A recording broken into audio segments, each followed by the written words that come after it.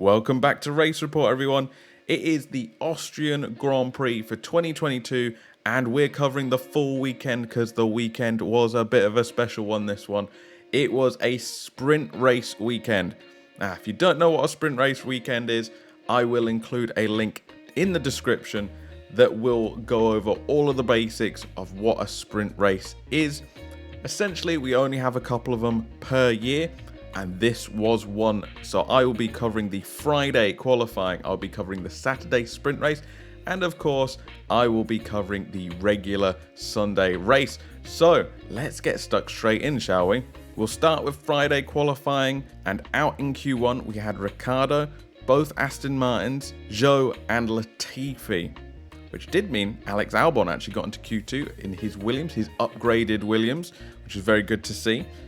But then he did also go out in Q2 along with Norris, both the AlphaTauri and Valtteri Bottas as well. It was also great to see both Hasses going so well in qualifying after their double point score last weekend. But in Q3 things got a little bit messy.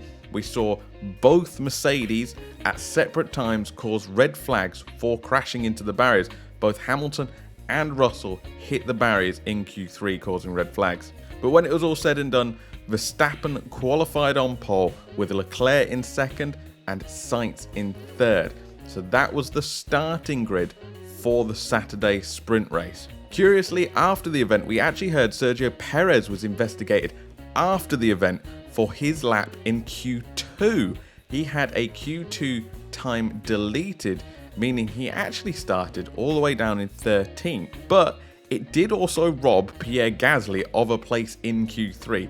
I'm not sure why they couldn't have just checked that whilst it was happening. I mean, it's track limits, so it's very easy to see. A big question there for the FIA of why that had to happen after the event. But regardless of all that, the sprint race did happen on the Saturday, 30 odd minutes, very, very short, very frantic quite usually. And even before the event got started, we had some drama. Alonso retired before the event had even started. So that meant he would drop to the back of the grid for the Sunday race, and he's not able to score points in the Saturday race. Once we got going, it wasn't long till the drama started. Verstappen did get away well, and he kept both Ferraris behind him, but there was contact going into turn one between Hamilton and Gasly, and Gasly went for a spin as a result.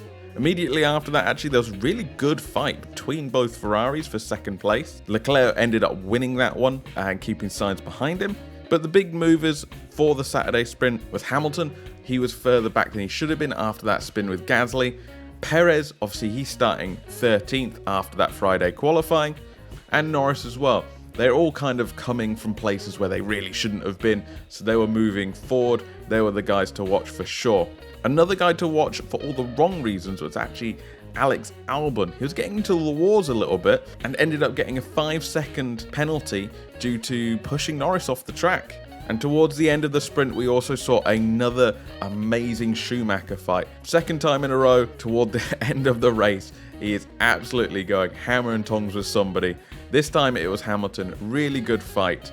A little bit of like inter-team dynamics there where he requested Magnussen drop back a little bit so he could get the DRS off him and keep Hamilton behind him. Magnussen instead went faster, and I don't think Schumacher was too happy about that. So a little bit of drama there perhaps, but in the end Schumacher did drop back behind Hamilton, and Verstappen went on to win the sprint with Leclerc finishing second and Sainz in third. So that's how they lined up for the Sunday race. Of course, the Saturday sprint not only offers you a small amount of points, but it also lines up the grid for the Sunday race. We saw Bottas and Alonso, as I mentioned previously, start from the back. It was a clean getaway, and there was a brilliant fight for third place between Sainz, Russell and Perez, which lasted about half a lap until Russell and Perez had a tangle at turn 4, with Perez going off into the gravel and having massive damage to his car. So he's down at the back of the grid, has to pit immediately. Russell does get a 5-second penalty for that incident as well, because it's basically the same as what we saw a few years ago with Albon and Hamilton. We then have a fun fight for the lead actually between Verstappen and Leclerc. It lasted a good couple laps and it was really decent. And it finally got done on lap 12. Leclerc managed to pass Verstappen with actually a really great move. It was very, very precise and very calculated. Great move. Leclerc moves up into first place. Verstappen slides into the second. We then see Verstappen pit on lap 14. He goes onto the hard tyres. It does move him down into 8th place. It was a very early pit stop. It made it very clear that he was going to try and do a 2-stop as well. That kind of started off the train of everybody else that wanted to do a 2-stop, also moving on to those tyres around that time. And of course, it also made for good racing as well, because Verstappen down in 8th, he's not going to stay there for very long. He starts making the moves. He's back up into 3rd. Even before Ferraris had a chance to pit. We're continuing to see some really great fights up and down the field as well. Like, these new regulations have really changed how cars can do battle at times. We saw 5 cars from 4 separate teams fighting hard around multiple corners. I know Zhou, Alonso, Norris and both Haas cars going around multiple corners trying to overtake each other. I think Zhou was the big loser actually. He lost 4 places because of that battle. We have to wait till lap 27 before we see our first Ferrari pit, and it is Charles Leclerc. He comes in for fresh tyres, hard tyres, and he is going to look like doing a 1-stop. He comes out in 3rd behind Sainz and Verstappen, but we know Verstappen's going to have to stop again at this stage.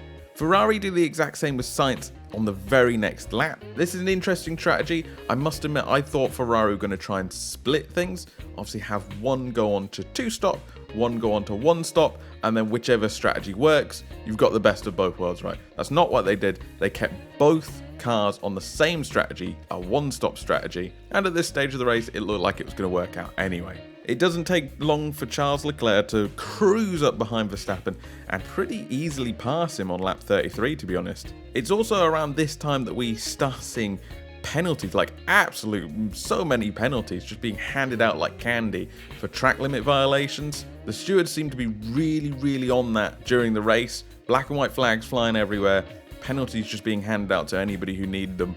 It was, kind of crazy to keep track of, honestly. Luckily for us, though, it didn't really affect the top end of the grid. It was more, the mid and the bottom side of the grid that it really kind of took hold.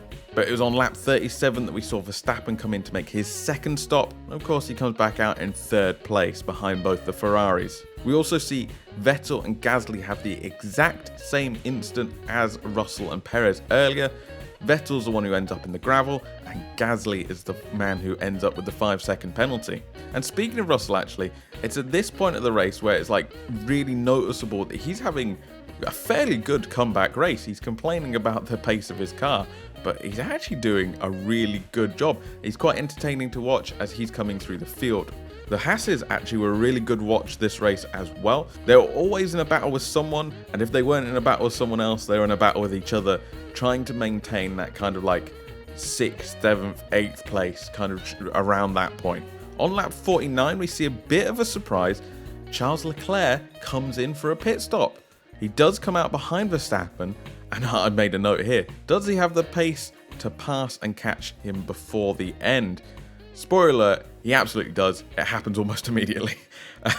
Ferrari do the exact same with Sainz as well. So now Verstappen's leading the Grand Prix. They've given up track position to Max Verstappen to take these 2nd pit stops, but they're obviously on much fresher tyres, and they've got a fair few laps to go to try and catch him.